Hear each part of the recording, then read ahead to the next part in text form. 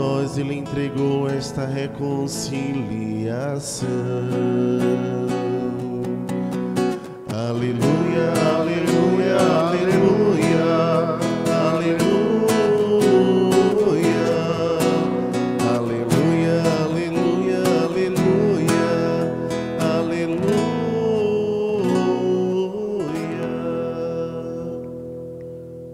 O Senhor esteja convosco. Ele está no meio de nós. Proclamação do Evangelho de Jesus Cristo segundo Mateus. Glória a vós, Senhor. Naquele tempo, entrando em um barco, Jesus atravessou para a outra margem do lago e foi para a sua cidade. Apresentaram-lhe então um paralítico deitado numa cama. Vendo a fé que eles tinham, Jesus disse ao paralítico: coragem, filho, os teus pecados estão perdoados.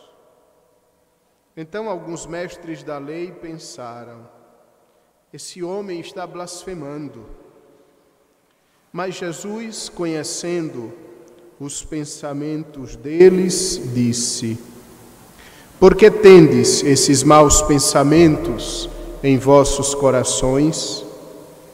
O que é mais fácil dizer: os teus pecados estão perdoados, ou dizer: levanta-te e anda? Pois bem, para que saibais que o Filho do Homem tem na terra o poder de perdoar os pecados, disse então ao paralítico: levanta-te, pega a tua cama e vai para a tua casa. O paralítico então se levantou e foi para a sua casa. Vendo isso, a multidão ficou com medo e glorificou a Deus por ter dado tal poder aos homens. Palavra da salvação. Glória a vós, Senhor. Prezados irmãos e irmãs presentes nesta igreja matriz, caríssimos irmãos que nos acompanham através das mídias sociais operadas por nossa Pascom. Hoje nós celebramos os protomártires da Igreja de Roma. A palavra proto significa primeiro. Então hoje nós celebramos os primeiros que morreram por causa de Jesus na Igreja de Roma. Era o ano 64, apenas alguns anos depois da morte e da ressurreição de Jesus, e apesar de ser tão pouco tempo depois, o Evangelho já tinha se espalhado por grande parte do Império Romano, inclusive na própria cidade de Roma. Naquele tempo, o imperador era Nero.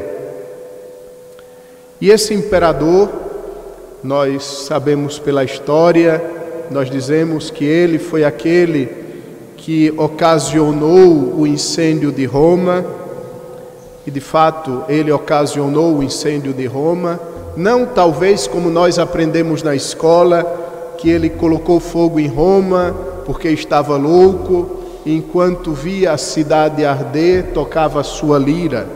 Isso hoje em dia não faz mais parte da historiografia. Hoje acredita-se que Nero, querendo construir uma grande casa para si, ele iniciou um pequeno incêndio na região onde queria estabelecer a sua casa, e esse incêndio então haveria saído dos limites propostos e então teria destruído grande parte da cidade. Fato é que após o incêndio de Roma, o imperador então procurou culpados e começou a perseguir os cristãos e colocou a culpa nos cristãos. E é exatamente isto que nós estamos celebrando hoje. Estes primeiros cristãos que foram mortos por conta daquele incêndio de Roma. Porém, eles foram mortos por um incêndio muito maior. Eles morreram porque incendiava o seu coração de amor por Deus. Eles tinham conhecido Cristo, seu coração ardia, não como ardia a cidade em chamas, seu coração ardia de amor por Cristo e, portanto, acusados de serem cristãos, não voltaram atrás, mas derramaram o seu sangue. Tácito, um historiador romano dos primeiros séculos, que não tem nada a ver com a Igreja Católica, ele conta o modo como aqueles cristãos foram assassinados, exatamente no circo de Nero, onde hoje está a Basílica de São Pedro. Uns foram cobertos por peles de animais e foram então dilacerados por cães e por outras feras. Outros foram crucificados. Outros ainda, após terem sido mortos, foram pendurados ao longo da Via Ápia, uma grande avenida de Roma. Foram pendurados e ali tiveram seus corpos queimados para iluminar a noite. Assim, essas pessoas deram testemunho de Cristo. Assim, essas pessoas regaram com o seu sangue a semente do Evangelho. E nós, amados irmãos e irmãs, quando nós olhamos para os mártires, nós precisamos olhar para a nossa vida e buscar compreender que também nós precisamos ser mártir. A palavra mártir significa testemunha. Nós precisamos saber escolher Cristo em detrimento das outras realidades. Como é triste ver nossa matriz de São José com tão pouca gente, somente porque é um mês de férias ou de festas, quando na verdade uma coisa não poderia concorrer com a outra, porque Cristo deve ter a primazia, deve ter o primeiro lugar da nossa vida, e as outras coisas, se possível, a partir do segundo lugar, mas o primeiro lugar pertence sempre a Deus. Que triste quando nós temos vergonha de anunciar Cristo, de anunciar a nossa fé, simplesmente para não sermos ridicularizados. E numa conversa simples, nós repetimos o que fez São Pedro, que ficou com medo da mulher que trabalhava na porta e negou Cristo por 3 vezes.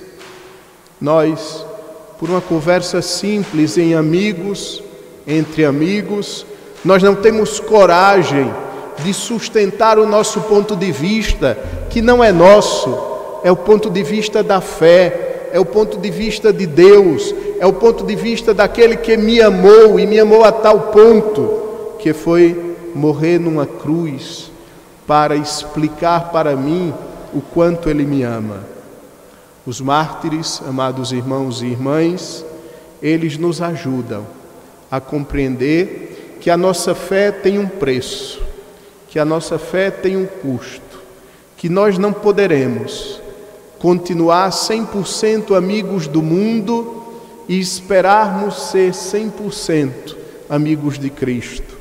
Que quando nos colocamos do lado de Cristo, nós precisamos dizer não a tantas outras realidades. Que quando nos colocamos do lado de Cristo, nós precisamos raciocinar, não com raciocínios humanos e mundanos, mas com raciocínio dele, da fé. Isso é martírio, isso é testemunha, isso é dar a vida por Cristo, isto é continuar no hoje da nossa história, regando a semente do Evangelho com o sangue. Para concluir, nós poderíamos ficar até um pouco impressionados com essa história, dessas pessoas mortas, queimadas nas ruas de Roma, crucificadas, dilaceradas pelos animais, simplesmente por serem pessoas cristãs. Porém, ainda hoje, agora, enquanto eu estou dando esta homilia para vocês, em algum lugar do mundo tem um cristão morrendo, simplesmente por ser cristão. Há uma estatística muito assustadora. A cada 5 minutos, um cristão morre por sua fé. Todos os mortos à causa do Evangelho, todos os mártires, eles foram menos do que os mártires do último século e destes anos que estamos vivendo. Quanto mais se aproxima a chegada do Senhor, mais o demônio cria raiva por nós cristãos. E mais testemunho é preciso dar, e mais sangue é preciso derramar. E assim a igreja continua seguindo o caminho do seu mestre. Se eu, que sou o mestre e o Senhor, fiz isso, que farão a lenha seca?